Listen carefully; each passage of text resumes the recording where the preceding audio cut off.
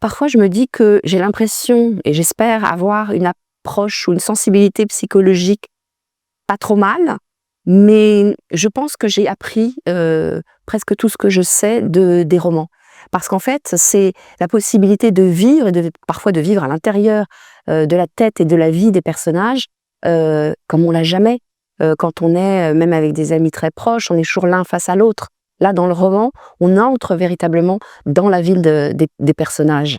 Heu et quand bien même, moi, par exemple, j'ai un auteur qui est là, présent à Quai du Polar, Christophe Molmy, qui nous raconte, qui est flic, qui a choisi, il sait pourquoi il a choisi cette carrière, mais ce qui est étonnant, c'est que dans tous ses romans, donc qui explore toujours enfin, qui met toujours en scène et des flics et des truands, en fait, on plonge autant dans la tête des truands que dans celle des flics.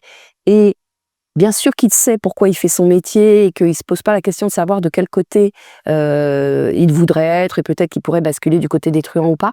Mais en tout cas, il va chercher à les comprendre et du coup à les aimer un peu aussi, voilà.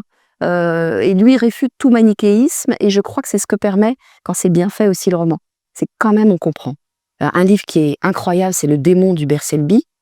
Ce type est quand même une atrocité absolue, sauf que quand on lit Le démon, pendant quelques instants, heureusement pas trop longtemps j'espère, enfin en tout cas pour la plupart d'entre nous, enfin en tout cas pendant quelque temps on est cet homme-là qui est pris par ses manies, par sa psychopathie totale.